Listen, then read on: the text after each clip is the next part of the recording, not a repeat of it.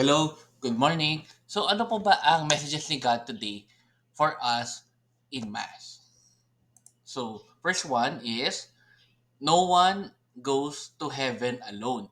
It is a communal mission. So, lahat po tayo kasi nagpa-participate sa mission ni God, kaya hindi po natin or hindi po pwede nating gawin lang yun mag-isa. Kailangan rin natin ng tulong mula po sa kapwa po natin at sa makasama po rin natin sa church para magawa po yung mga yun.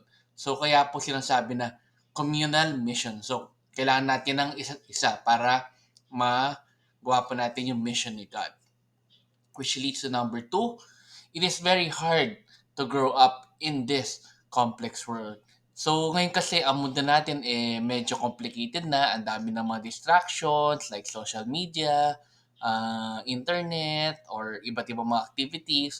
So maganda po sana na lalo na tayong mga parents, magabayan po natin yung mga anak natin kung paano mamuhay sa complex world na to, lalo na sa faith po nila. Next, people are looking for prayer and a deeper spiritual life. So, dahil nga sa pandemic, maraming tao ang na-realize na mas gusto po nilang mas ma-deepen yung relationship nila with God. Kaya, like ngayon, marami pa rin taong naghahanap ng a more deeper connection with God, lalo na through prayers, through online mass, at iba pa pong mga new venues para makilala po natin si God. And lastly, it is God who called us to our mission. He will sustain and help us complete this mission. Ayan. So, tama po yan. So, magtyaga lang po talaga tayo kung ano ba yung mission natin for God, kung ano yung mission natin sa sarili po natin, and lagi tayo magdasal na i-sustain niya pa tayo and pakompleto pa natin yung mission na yun, which is, sabi nga po niya. Okay? So, hopefully, magkaroon po kayo ng magandang day today. Weekend na rin po. So, happy weekend po sa inyo. Have a great rest and God bless. And let's end again with a simple prayer now. In the name of Father, Son, and Spirit. Amen.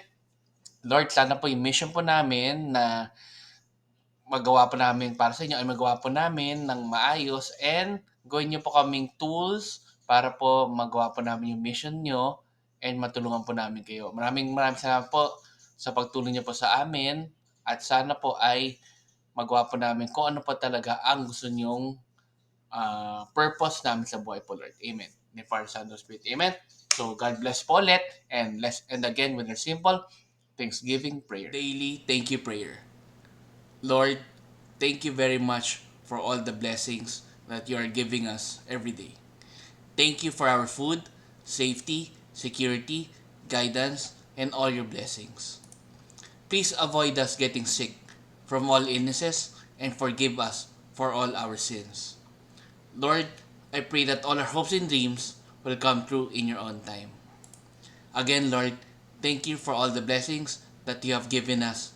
Amen.